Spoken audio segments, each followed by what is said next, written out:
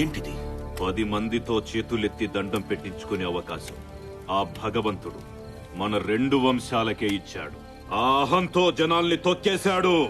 వద్దని చెప్పాను, వినలేదు, చంపేశాను. కూలి చేసుకునే జనం ప్రాణం కోసం నా బిడ్డనే చంపుతావా? తప్పు. జనం వేరు, మనం వేరు కాదు. అందరి ప్రాణం ఒక్కటే. ఇక ముందిలాంటివి జరగకూడదు. జరుగుతాయి. ఏం చేస్తావు?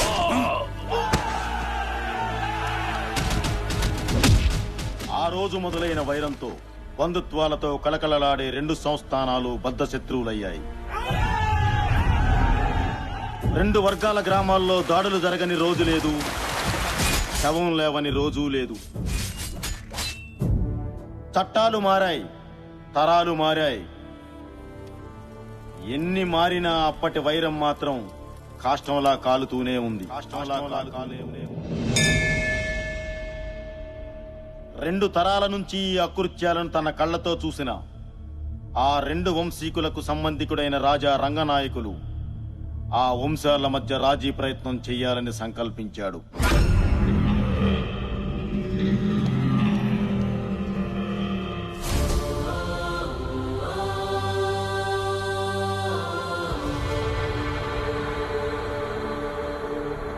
దయచేసి మీ ఇరు వంశాల వారు పెద్ద మనసు చేసుకుని ఆలోచించండి. ఎప్పుడో మీ మధ్య మొదలైన పగ ఇంకా రగులుతూనే ఉంది. ఇప్పటికే వేలాది ప్రాణాలు పోతున్నాయి కూడా. చుట్టుపక్కల 40 గ్రామాల్లోకి ఆడపిల్లనివ్వడానికే భయపడుతున్నారు. ఏ ఒక్కరూ మనశ్శాంతిగా బ్రతకడం లేదు. అయితే ఆహా, మీ పగలు ప్రతీకారాలు తీర్చుకోండి, కానీ అది ప్రతిరోజూ కాదు. ప్రతి ఏటా నూర్పిళ్లయ్యాక సంక్రాంతికి వచ్చే పల్లాలమ్మ జాతర జరిగే ఆ 2 రోజులు మీవే. పోలీసులు రారు, కేసులుండవు. ఎవరింటి ముందు చితిమంట రగులుతుందో, ఎవరింటి ముందు భోగిమంట మండుతుందో ఆ 2 రోజుల్లోనే తేల్చుకోండి. గెలిచిన వాళ్లదే సంవత్సరం పాట ఆధిక్యత.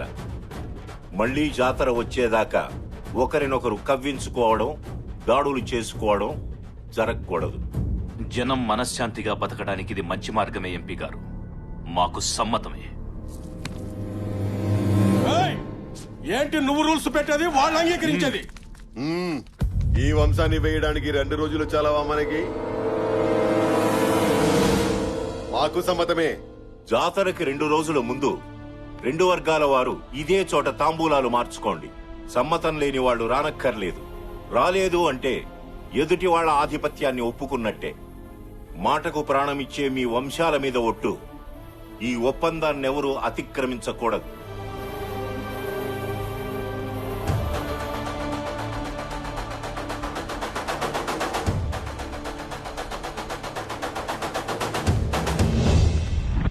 ఆ నిర్ణయం ప్రకారం అప్పటి నుంచి జరుగుతున్న ఉత్సవాల్లో వాసురెడ్డి వారే గెలుస్తున్నారు.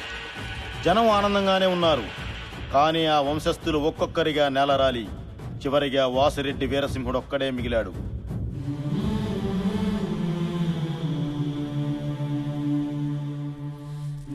తాంబూలానికి వస్తున్నాం పంతులు గారు. అయ్యా, ఓడిన శత్రువు బలాన్ని పెంచుకున్నాడు. మీరు అందరినీ పోగొట్టుకుని ఒంటరి వారయ్యారు. భగవంతుడు మీకు 3 ఆడపిల్లల్నిచ్చాడే తప్ప ఇంటి వారసునివ్వలేదు. మీ తర్వాత ఈ జనాన్ని వాళ్ళు ఏం చేస్తారోనని భయం వేస్తుందయ్యా. అయ్యా, అమ్మగారు హాస్పిటల్లో ప్రసవించారు. ఇంటికి వారసుడు పుట్టాడయ్యా. దేవుడు కరుణించాడు. బిడ్డ మహత్జాతకుడవుతాడు.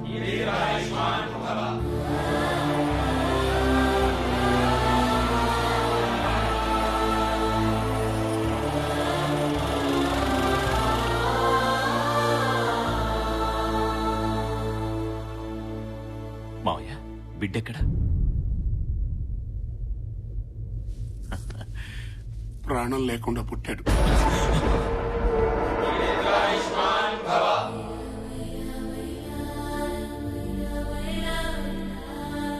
వంశోద్ధారకుడు పుట్టాడన్న ఆనందం కన్న తండ్రి చూసుకునేంత వరకు కూడా మిగల్లేదు. కర్మలుడు గారు.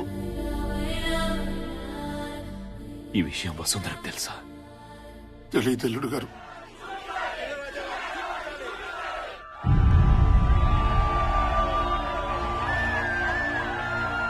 దేవుడిచ్చిన వారసుడు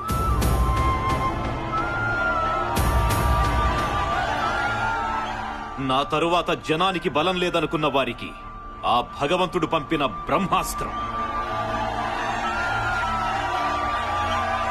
ఈ రోజు నుండి నాతో పాటు మీరు కూడా వీణ్ణి మర్చిపోవాలి. వీణ్ణి శత్రువు వెన్నులో చలి పుట్టించే ఆయుధంగా తయారు చేసి 25 ఏళ్ల తరువాత మీ ముందు గర్వంగా నిలబెడతాను. దానికి మీ ఆశీర్వాదం కావాలి. చిన్నరాజావారు వర్ధిల్లాలి, చిన్నరాజావారు వర్ధిల్లాలి, చిన్నరాజావారు వర్ధిల్లాలి, చిన్నరాజావారు వర్ధిల్లాలి.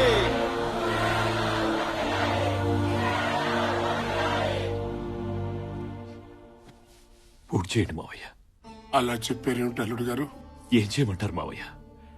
ఆ ప్రజల గుండెల్లో ధైర్యాన్ని బతికించాలి, శత్రువు గుండెల్లో భయాన్ని బతికించాలి, ఆ తల్లి గుండెల్లో ప్రేమని బతికించాలంటే నిజం తెలిసిన మనం అనుక్షణం చావాలి. మరి వారసుడు ఎలా వస్తాడు? నా తరువాత జనాన్ని కాపాడడానికి నా బిడ్డ కాకపోయినా ఆ దేవుడు ఎవరో ఒకరిని పంపిస్తాడు. అప్పటి వరకు పోరాడుతూ ఉండడమే. పూర్తి చేయండి.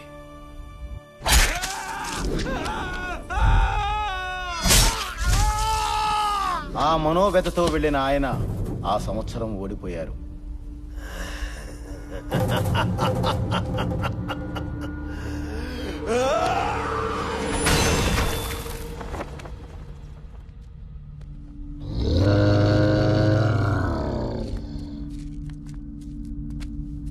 మా ఇంట్లో మనుషులు చస్తే పండగ చేసుకున్నారు, వాడింట్లో వారసుడు పుడితే పండగ చేసుకున్నారు కదా. ఈ రోజు నుంచి ఈ ప్రాంతంలో ఎవరు మగబిడ్డని కనడానికి వీల్లేదు. పుడితే మాకే పుట్టాలి. 25 ఏళ్ల తర్వాత మీరు ఎదురు చూస్తున్న వారసుడు వస్తే వాడి వెనక నిలబడడానికి, చెత్త ఎత్తేయడానికి దిక్కుండకూడదు. కాదు కూడదని ఎవరైనా మగబిడ్డని కంటే చంపేయడమే. ఇక ఈ జెండా దించేవాడు గాని ఇంకో జెండా ఎగిరేసేవాడు గాని రాడు, రాలేడు, రానివ్వను.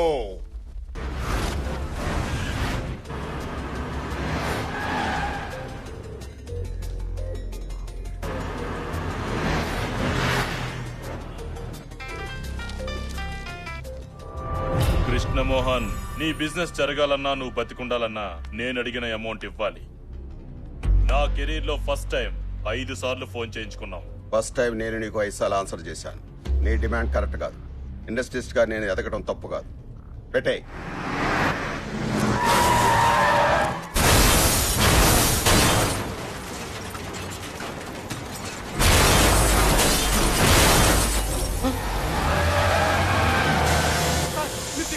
దిగొద్దు సార్.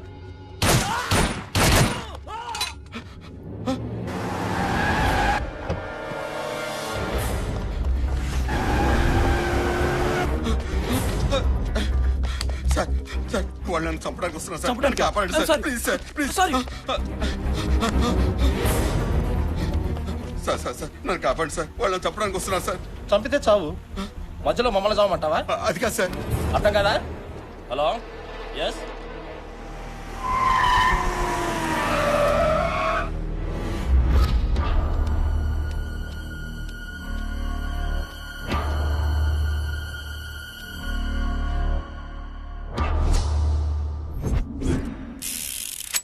ప్రాణానికి విలువ లేని ఈ లోకంలో బతకడం కంటే చావటం మేలు.